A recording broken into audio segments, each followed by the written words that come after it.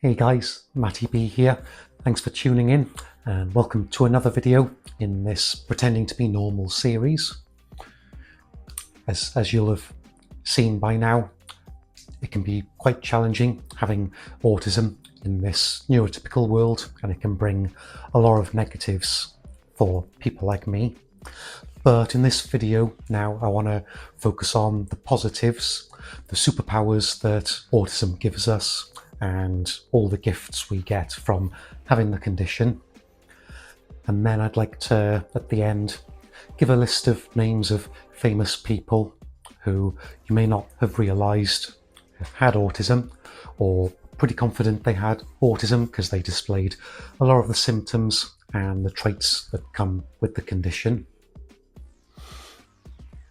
So starting with visual sensitivity, some of us can see up to 3 times further than the neurotypical person. Acute hearing, we can process increased auditory perceptual capacity, which allows us to hear targeted sounds in a room where there's multiple sounds going on at the same time, so we can hear one particular conversation when there's loads happening. And also when we're listening to some music, we can, a lot of the time, better than neurotypicals, we can pick out particular individual instruments and melodies in the songs rather than just hearing the whole piece. As I've mentioned by now, an eidetic or photographic memory, so we can remember things that we've seen, done or read with immaculate detail, all the way down to the smallest details, like what people were wearing, the colours of the cars, some of the number plates, loads of little details like that that the neurotypicals wouldn't even notice. Lateral and logical thinking. We're very good at solving problems and at generating creative ideas, because with the way we think laterally, this gives us a much stronger ability to think outside the box. Many of us are talented at maths due to our logical thinking and pattern recognition, and our focused attention to detail and methodical approach means we can solve complex mathematical problems and advanced calculations. So you'll find a lot of the mathematicians and scientists in this world will have autism. One that I've touched on there just then, attention to detail, will focus on details that most neurotypicals wouldn't even notice or pay that much attention to, which makes us really good at jobs like a data analyst or a scientist, where we need to get all the small details correct rather than just looking at the bigger picture. Because of our hyperfocus and attention to detail, we have a very strong work ethic, especially when we're doing something that we enjoy, and this can make us more productive and more efficient than other people. However, this can go too far sometimes, and speaking from experience here, sometimes we'll be working on something constantly without taking any breaks, and I've had friends, parents and brothers come up to me and say, look Matt, you've been doing this task now for 4 or 5 hours straight. Come on, come with me, let's take a break, get your mind on something else, we'll come back to it in a moment. Don't just be doing that for all day. That's not healthy. Many of us are very honest and very loyal, and this is because we have a strong sense of morality and integrity, which makes us very honest and trustworthy.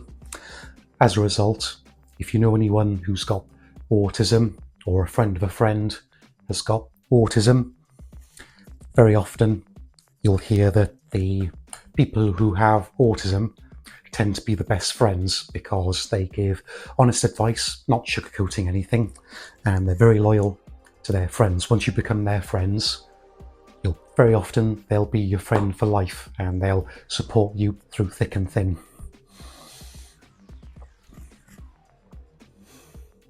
Moving on then to some famous faces who, and you may already know that they've got autism because they've gone public about it, but other people you may not have realised. So starting with probably the most obvious one, Elon Musk, owner of X, formerly Twitter. Got his own mission to go on up to Mars with his own rockets that he's testing. Wealthiest man in the world right now. A few film producers, Alfred Hitchcock, Tim Burton and Steven Spielberg. And some scientists, Albert Einstein, inventor of relativity and E equals mc squared. Isaac Newton, founder of or discovered gravity. And a couple of artists then, Michelangelo, who famously did the ceiling on the Sistine Chapel, and Leonardo da Vinci, who painted the Mona Lisa and invented a lot of the things that we're using today, like the parachute. And I believe he was the first person as well to look inside the human body and work out the human anatomy. Charles Darwin, who's famous for discovering natural selection and survival of the fittest.